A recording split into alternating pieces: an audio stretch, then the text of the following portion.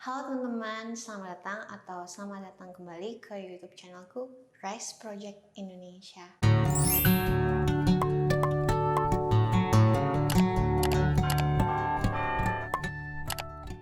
Buat teman-teman yang baru pertama kali datang ke channelku ini, di channel ini aku akan membagikan tips dan cerita atau apapun yang berhubungan dengan mental health, kesehatan mental, dan penyembuhan dari abuse masa kecil atau pelecehan seksual. Aku sendiri bukan psikolog, tapi aku dalam proses healingku, aku mempelajari berbagai tools dan berbagai pengetahuan yang aku gunakan untuk proses healingku sendiri. Dan so far aku merasa cara itu lumayan bekerja karena aku merasa jauh lebih baik setelah proses healing ini, dan akhirnya aku memutuskan untuk membagikan apa yang aku tahu lewat YouTube channelku ini, Rise Project Indonesia.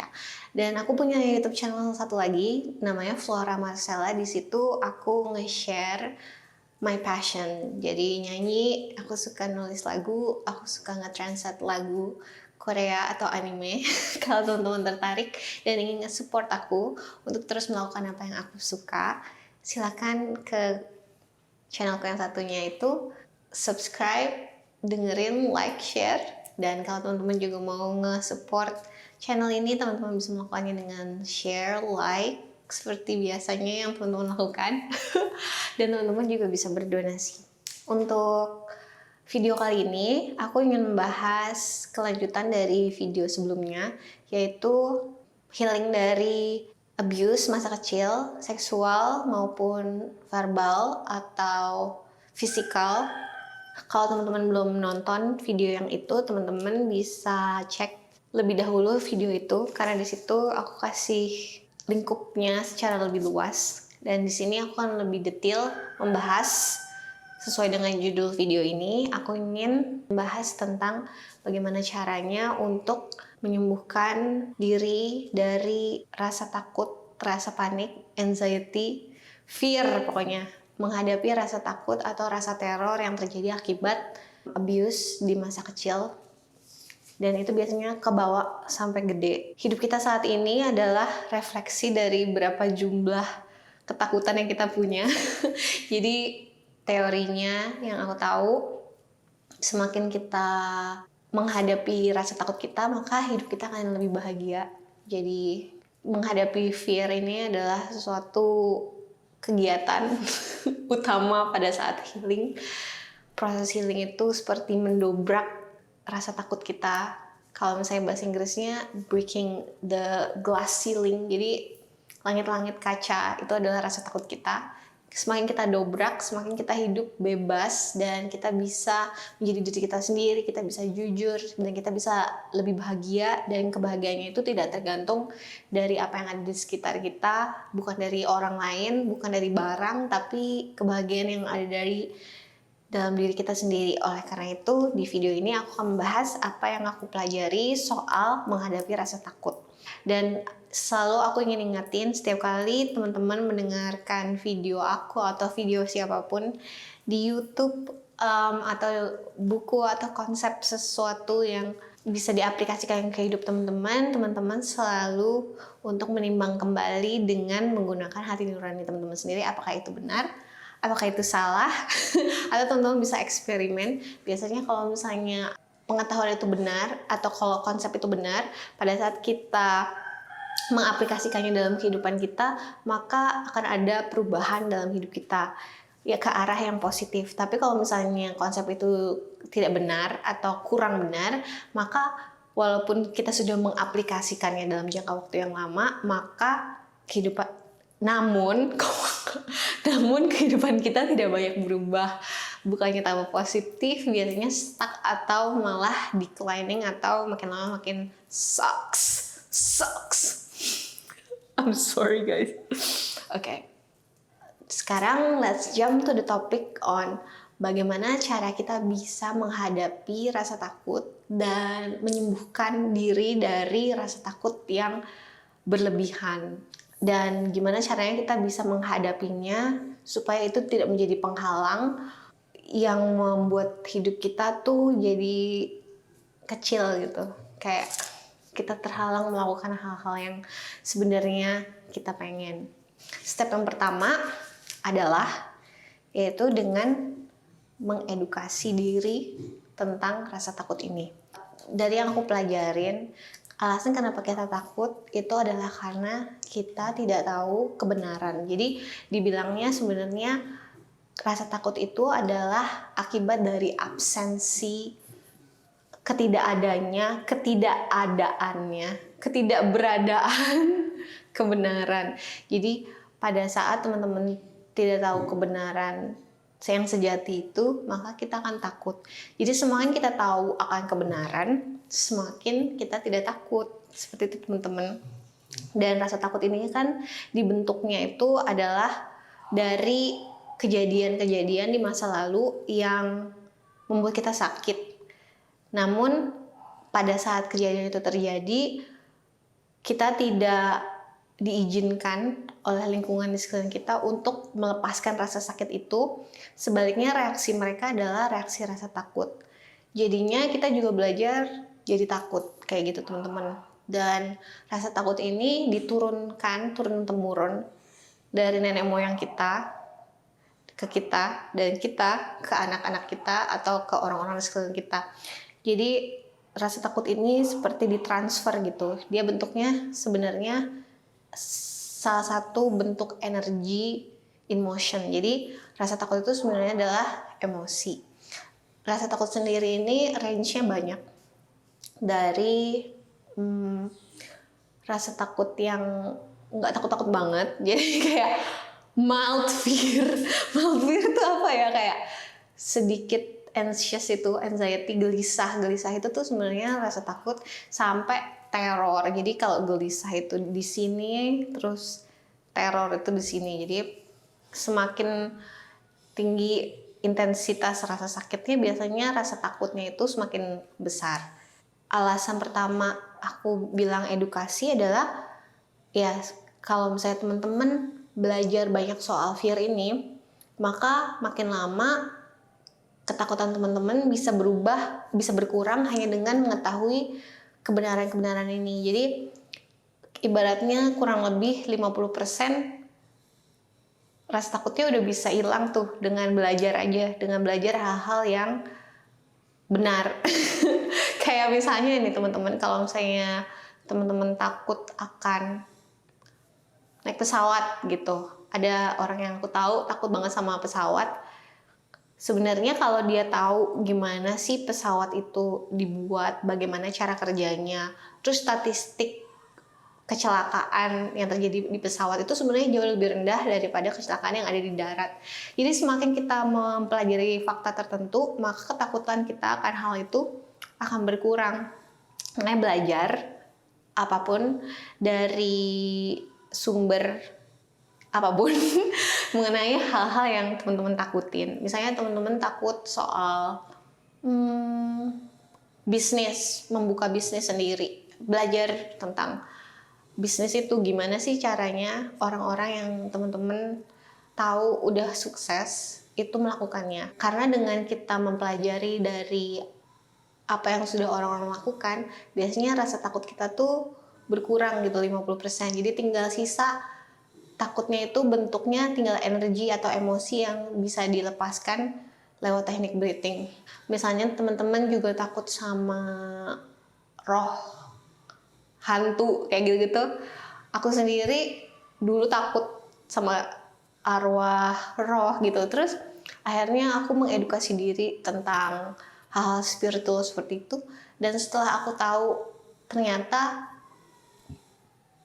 arwah orang yang sudah meninggal itu ya memang ada, dan mereka itu sama aja kayak manusia biasa. Maksudnya kayak misalnya misalnya aku di rumah nih sendirian, terus ada orang lewat, kan petani, kan di rumahku di sawah, ada petani lewat kayak gitu, manusia biasa ya, sama arwah lewat, arwah ya sama aja kayak gitu. Jadi semenjak aku tahu soal hal itu, ya rasa takutku jauh lebih berkurang kayak gitu teman-teman.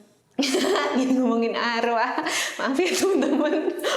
Terus ya jadi teman-teman bisa riset sendiri, baca buku dari orang-orang yang sepertinya tidak memiliki ketakutan yang sama dengan apa yang teman-teman miliki. Itu baca aja bukunya karena pasti ada manfaatnya.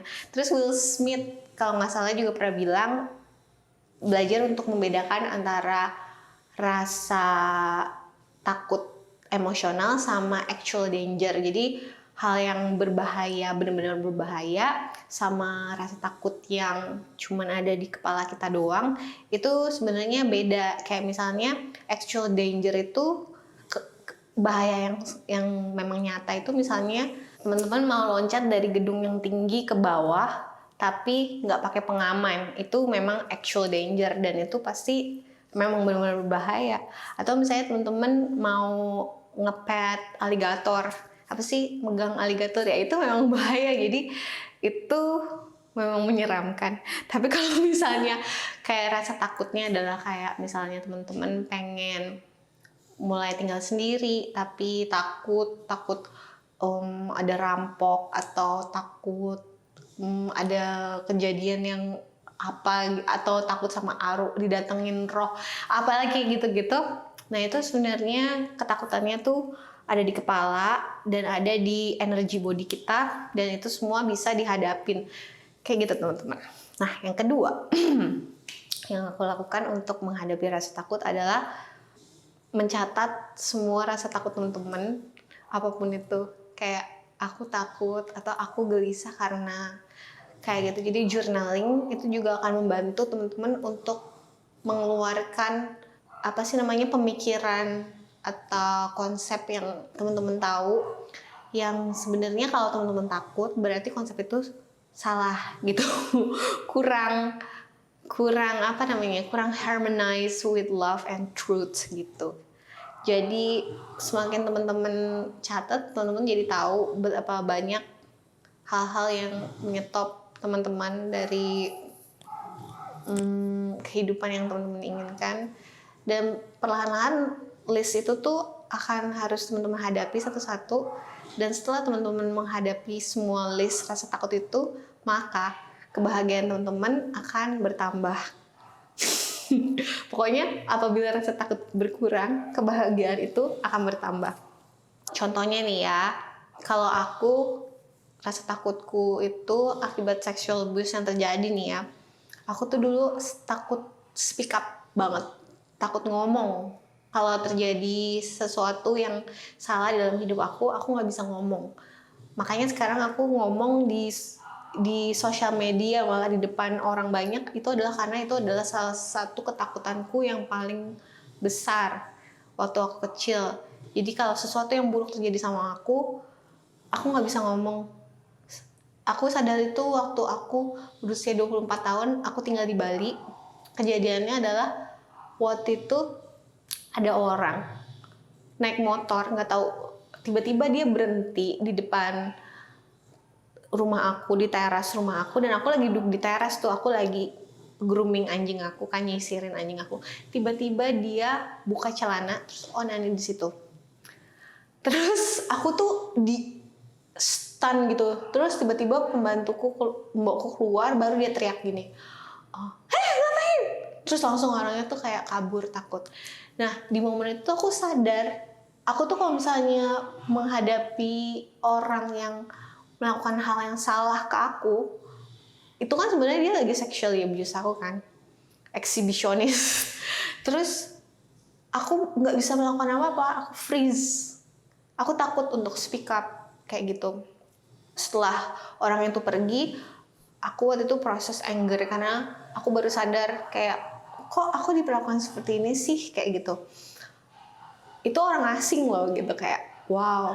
Akhirnya aku proses rasa takutku itu, dan aku jadi sadar kalau ternyata alasan kenapa aku mengattract orang itu juga datang ke rumahku itu untuk melakukan hal itu depanku adalah karena aku menekan emosi rasa takutku ini mengenai pelecehan seksual. Waktu itu aku belum speak up soal pelecehan seksual yang aku alami waktu masih kecil. Jadi kejadian-kejadian yang terjadi di sekitarku tuh kayak kejadian-kejadian kayak gitu deh yang ngebuat aku marah, yang ngebuat aku takut, dan ngebuat aku sadar kalau misalnya aku hidup dalam ketakutan. Jadi waktu itu aku nggak berani juga sendirian, aku nggak berani tidur sendiri. Jadi waktu itu aku tidur sama mamaku, sama adikku yang cowok juga. Tapi waktu itu adikku kan masih kecil ya, jadi dia waktu itu masih SD gitu. Jadi aku tidur satu kamar bertiga, sama anjingku juga lagi. Jadi aku harus peluk anjingku, saking aku takut tidur sendirian. Kayak gitu teman-teman. Dan itu akhirnya ya sekarang puji Tuhan, thank God, udah berani ya, udah lebih berani untuk speak up. Aku bahkan sekarang kalau ada orang macam-macam sama aku teriak langsung depannya, di depannya, dan aku bisa address itu di mana itu terjadi. Kayak beberapa waktu yang lalu kan ada yang stalking, bukan stalking sih, jadi kayak dia nge-DM macam-macam gitu, ngirimin aku foto pelukan apa segala macam gitu loh teman-teman. Aku langsung bilang ke dia apa yang dilakukan tuh nggak benar. Terus dia malah bilang gini, ini cowoknya Mbak Flora ya? Kayak seolah-olah dia ngerasa kalau cewek itu nggak bisa speak up dan melindungi dirinya sendiri. Dan aku bilang, sorry, ini aku. Kayak kamu nggak ngelakuin kayak gini itu salah gitu. Dan aku report dia kan ke Instagram, dan temen-temenku juga bantu report dia. Kayak gitu teman-teman. Jadi list rasa takutnya, dan mungkin teman-teman nggak perlu list juga, teman-teman bisa aware dengan kejadian yang terjadi di kehidupan teman-teman sehari-hari. Itu biasanya terjadi untuk men-trigger rasa takut ini, karena sejatinya kita tuh mestinya Tuhan ciptakan itu tidak memiliki rasa takut. Jadi Tuhan tuh tidak menciptakan rasa takut. Yang menciptakan rasa takut adalah manusia. Nenek moyang kita dulu, entah siapa yang duluan melakukannya, dan itu diturunkan sampai ke generasi kita. Rasa takut itu adalah bentuk resistensi dari merasakan rasa sakit. Dan rasa sakit sendiri adalah sebenarnya adalah pertanda kalau apa yang kita lakukan itu salah. Jadi entah yang kita lakukan itu menyakiti diri kita sendiri, atau apa yang kita lakukan itu menyakiti orang lain, atau apa yang kita lakukan itu menyakiti makhluk lain yang Tuhan ciptakan, seperti alam dan binatang. Dan akhirnya beberapa orang yang mendapatkan feedback rasa pain, rasa sakit ini tidak mau menghadapi rasa sakit ini. Mereka juga tidak mau berubah dari apapun yang mereka lakukan itu yang salah, sehingga dia mensuppress rasa pain itu dan lari, fear. Jadi kayak disuppress itu bentuknya jadi fear, salah satu bentuk fear. Makanya dibilang juga, ada pepatah yang bilang kalau di depan fear atau rasa takut itu biasanya kita fight atau flight. Kita jadi berantem atau jadi marah, atau kita kabur. Sebenarnya berantem itu kan bentuk anger ya. Jadi anger itu adalah cara kita menekan fear. Anger itu dibilangnya kayak pil anti takut. Jadi sebenarnya kita takut, tapi kita nggak mau ngakuin lagi kalau kita takut. Jadi kita marah kayak gitu. Kita merasa powerful dengan menggunakan anger itu. Apa ya, waktu itu ada yang pernah bilang anger itu atau kemarahan itu seperti antidepressant. Ya pokoknya membuat kita numb gitu lah, membuat kita mati rasa dari rasa takut atau rasa sakit yang sebenarnya ada di dalam diri kita. Terus aku tambahin rasa takut aku yang lain selain takut untuk speak up, itu adalah takut sendiri, itu udah juga. Terus takut ditolak. Takut ditolak, soalnya dulu aku kayak waktu kecil ditinggal sama orang tua, sama ibu aku waktu masih bayi kan, jadi kayak aku tuh di abandon gitu ibaratnya. Jadi itu ngebuat aku pengen selalu menyenangkan orang lain supaya aku tidak ditolak dan supaya aku tidak ditinggalkan. Nah, aku juga takut sama orang yang marah-marah. Jadi aku takut banget kalau ngeliat orang marah-marah, terutama cewek kalau lagi marah-marah, aku tuh langsung freeze gitu. Dan padahal sebenarnya nggak usah takut ya sama orang marah-marah. Sebenarnya orang-orang yang sedang marah-marah itu adalah orang yang lebih takut lagi daripada teman-teman gitu loh. Jadi tapi dia ngegunain anger itu untuk membuat dirinya merasa kuat supaya dia tidak harus merasakan rasa takut mereka. Terus aku juga takut sama rasa sakit. Aku takut merasakan perasaan emosi sakit itu tuh aku takut banget dulu. Terus aku takut rasa sakit fisik juga, jadi aku menghindari kegiatan-kegiatan yang membuat aku terluka. Pokoknya mau hidup nyaman aja ya, jadi kayak gitu teman-teman. Terus aku juga takut membuat kesalahan. Aku pengen jadi perfect. Karena kalau misalnya aku salah di pikiran aku bakal dimarahin. Nah itu kan berdasarkan kejadian yang terjadi di masa lalu kan, dan itu mesti aku sembuhin. Terus aku juga takut mengakui kalau aku salah. Jadi dulu aku tuh kayak nggak bisa terima kalau aku salah, jadi aku sebisa mungkin mau benar gitu. Ini itu nggak baik ya teman-teman. Jadi jangan takut mengakui kesalahan, karena memang kita imperfect, kita juga masih belajar jadi manusia. Jadi kesalahan itu adalah bagian dari proses pembelajaran. Yang penting kalau misalnya teman-teman udah tahu itu salah, kalau bisa jangan diulangin lagi gitu. Kalau misalnya masih diulangin terus, ya itu susah nanti hidupnya kita sendiri, hidup orang lain juga akan susah. Terus aku juga dulu takut sama di attack orang gitu. Di attack itu maksudnya kayak ya itu orang marah-marah itu sih sebenarnya kayak gitu. Terus aku juga takut di abuse, takut dibully. Aku takut kelihatan jelek juga. Tuh nggak dulu ya. Aku tuh nggak bisa loh keluar tanpa pakai eyeliner. Aku nggak bisa tuh keluar tanpa pakai makeup. Waktu aku di Jakarta, karena aku takut dikomentarin jelek gitu. Ya ampun, sekarang sih ya udah lah ya, bodo amat. Karena aku udah tahu kebenarannya kalau kita itu beautiful. Ciptaan Tuhan, gak ada yang jelek men. Orang-orangnya aja yang suka bully. Nah dulu kan aku juga takut sama bully, sekarang sih aku gak takut lagi, lawan aja. Bully itu sebenarnya orang-orang yang perlu kita doakan.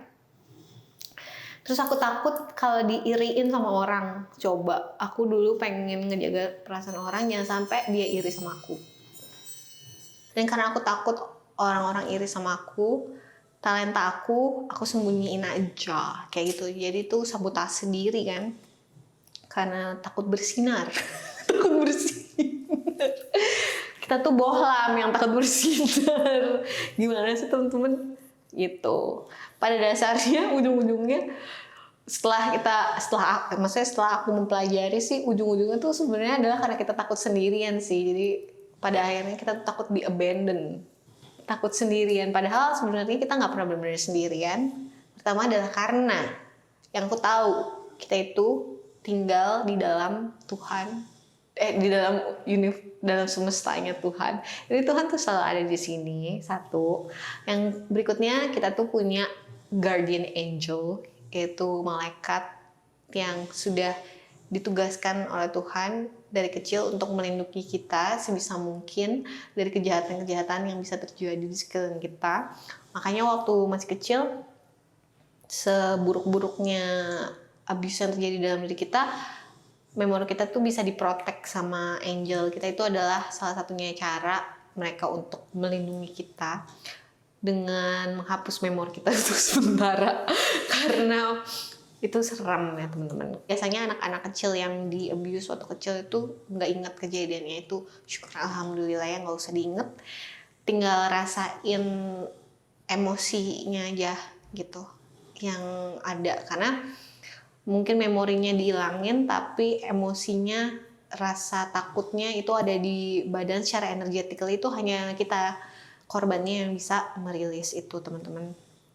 Gitu. Jadi teman-teman catatlah rasa takut yang teman-teman miliki semuanya. Semakin teman-teman tahu kebenarannya, maka rasa takutnya biasanya akan berkurang. Dan semakin teman-teman mempelajari, mengedukasi diri tentang hal-hal yang teman-teman takutin, biasanya teman-teman menjadi punya lebih banyak confidence atau kepercayaan diri untuk menghadapinya. Kayak gitu.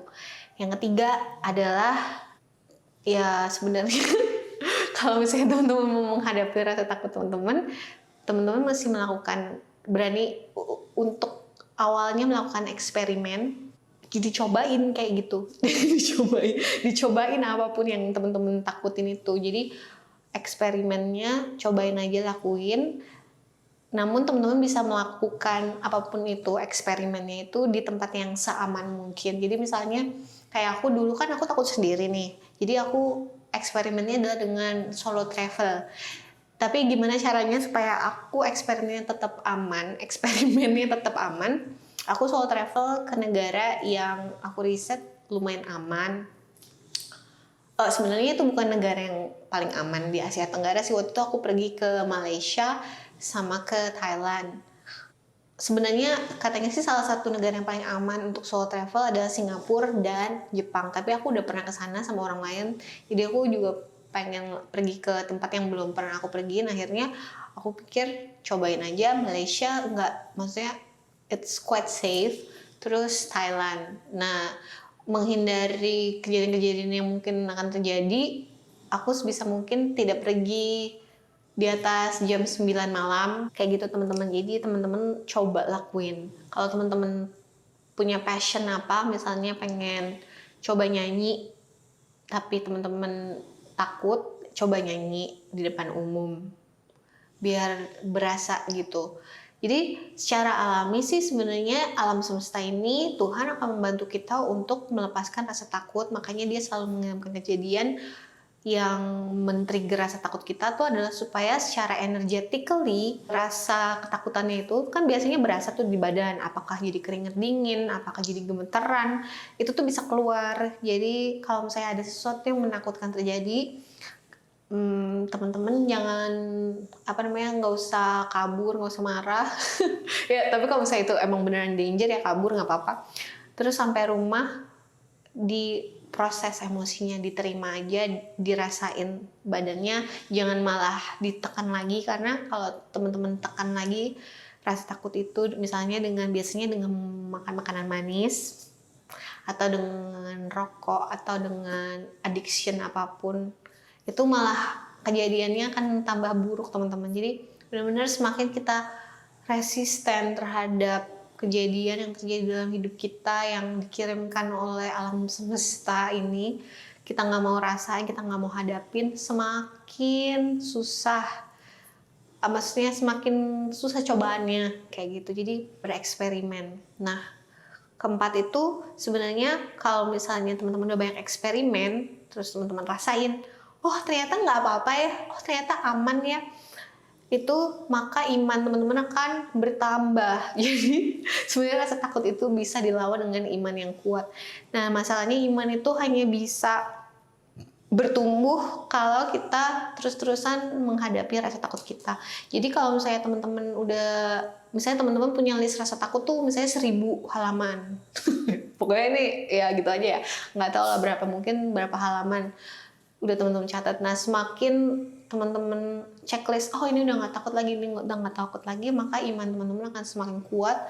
Dan kejadian apapun yang terjadi dalam hidup teman-teman jadi lebih santai gitu. Jadi lebih relax dan tidak takut lagi gitu teman-teman. Nah terus yang kelima adalah misalnya teman-teman ada di hadapan 2 atau 3 pilihan. Kalau teman-teman pengen menghadapi rasa takut ini supaya bisa lebih bebas hidupnya dan lebih bahagia, pilihlah pilihan yang bisa men-trigger rasa takut teman-teman kayak gitu. Jadi misalnya teman-teman takut untuk mengeluarkan uang, ada loh. Jadi orang maunya nabung terus tapi nggak berani ngeluarin uang, coba keluarin uang kayak gitu. Dan pada saat teman-teman ngeluarin uang itu biasanya badannya misalnya langsung bereaksi gitu kayak. Nah itu rasain. Kalau misalnya teman-teman udah rasain itu, nanti teman-teman nggak usah takut lagi kayak gitu. Pilih untuk melakukan hal-hal yang menakutkan. Kayak gitu. Dan seperti yang aku bilang tadi, nanti kepercayaan diri teman-teman dan iman teman-teman akan makin kuat kalau teman-teman udah terbiasa untuk melakukan hal yang menakutkan seperti itu. Lalu tips berikutnya adalah just do it. Just do it, take action. Ya gitulah teman-teman. Jadi mesti modal nekat juga. Terus teman-teman jangan takut salah. Apa yang teman-teman lakukan itu misalnya efeknya negatif, misalnya itu ngebuat teman-teman jadi makin sakit atau apa, ya udah rasain aja. Berarti itu adalah proses. Berarti itu mungkin menunjukkan rasa takut lain yang teman-teman punya yang teman-teman belum sadar. Karena teman-teman menghadapi rasa takut yang ini jadi ketahuan kayak gitu. Kalau aku kan dulu kan takut diirin orang, jadi talent aku dulu aku sembunyiin yang lain. Jadi misalnya dulu aku kan nggak mau nyanyi nih, nggak benar-benar nyanyi. Aku mau gambar aja supaya aku mikirnya dulu masa orang udah bisa nyanyi, udah bisa gambar, curang gitu loh, kayak gitu. Terus akhirnya setelah aku gede aku pikir ya udahlah biarin aja kalau orang mau iri gitu, mau nyalahin aku, ya aku lakuin aja. Dan ternyata pas aku lakuin memang ada beberapa orang yang suka ngasih komen negatif gitu di YouTube channel aku yang satu lagi. Terus ternyata pas orang itu komen, ya aku jadi sadar. Itu kan sakit kan, misalnya pas baca komennya, aku tuh jadi sadar kalau ternyata aku tuh takut dibully gitu. Maksudnya aku takut dikomenin negatif. Dan karena aku pernah dikomenin negatif dan aku udah rasain rasa sakitnya, jadi aku jadi lebih ya udah kalau orang komen negatif tuh sebenarnya aku takutin adalah kalau itu benar gitu. Dan kalau aku tuh buruk gitu. Terus aku belajar untuk menerima kalau emang aku buruk, iya nggak apa-apa. Kalau aku emang buruk, berarti apa yang aku lakukan tuh belum cukup baik dan aku tinggal latihan aja, nggak usah takut. Gitu teman-teman. Selanjutnya, kalau misalnya teman-teman udah ngelakuin hal yang teman-teman takutin itu, biasanya emosinya bakal ke-trigger. Nah, yang emosi yang ke-trigger ini diproses ya teman-teman, dirasain, jangan ditekan lagi, jangan dialihkan lagi, jangan mencari pengalihan isu. Cari waktu untuk sendiri dan bermeditasi itu maksudnya breathing, untuk rasain rasa takutnya, rasa sakitnya, apapun yang ke-trigger dari perbuatan teman-teman gitu. Untuk merasakan emosi, mungkin nanti kedepannya aku akan membuat video tersendiri membahas itu tersendiri, tapi konsep merasakan emosi adalah surrendering gitu. Jadi kayak ikhlasin aja, terima aja rasa sakitnya. Terus kalau misalnya teman-teman mau berguru cara memproses emosi, teman-teman bisa belajar dari anak-anak kecil, anak bayi. Kalau teman-teman di rumah punya bayi atau punya anak kecil, lihatin cara mereka memproses emosi.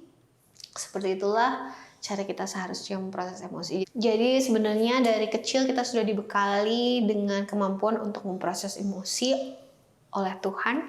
Cuman semakin kita dewasa, kita sering dijudge pada saat kita memproses emosi. Misalnya kita sedih, kita nangis, dibilang cengeng. Apalagi kalau cowok dibilangin cowok nggak boleh nangis. Nah itu yang akhirnya membuat kita tidak bisa memproses emosi lagi, malah dipendam. Makanya banyak cowok akhirnya suka ngerokok, nge-vape, akhirnya paru-parunya sakit atau jadi sakit jantung. Itu adalah karena mereka punya banyak kesedihan yang tidak bisa ditangisin. Sebenarnya kalau perempuan biasanya mengalami banyak ketidakadilan karena negara kita patriarki. Jadi biasanya sakitnya itu yang berhubungan dengan organ seksual dan lain sebagainya. Kayak gitu teman-teman. Jadi rasakanlah emosinya di badan, dibiasakan untuk jangan takut sama rasa sakit emosi. Karena menghadapi rasa sakit emosi itu jauh lebih aman dibanding menghadapi rasa sakit fisik sebenarnya. Karena kalau misalnya rasa sakit fisik kita tuh kalau udah rusak kadang-kadang banyak yang tidak bisa direparasi lagi. Sementara kalau emosi kita tuh kan jiwa kita dia tuh elastik gitu, jadi selalu bisa mereparasi diri. Jadi kalau kita pun tidak mau melepaskan emosi kita yang negatif, rasa takutnya tadi, rasa marahnya itu lama-lama ketumpuk dan dia akan bermanifestasi dalam tubuh fisik kita jadi sakit-sakitan.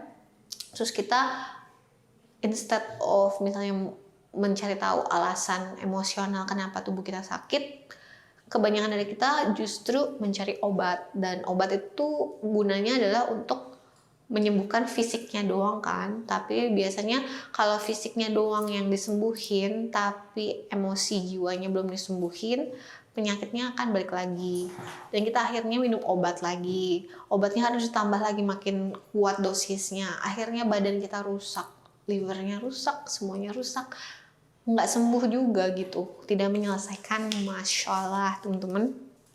Jadi rasakan emosinya, baik itu rasa takut, rasa sakit, rasa marah, rasa malu, rasa jijik, rasa muak, rasakan saja, terima saja. Karena emosi itu kan in motion.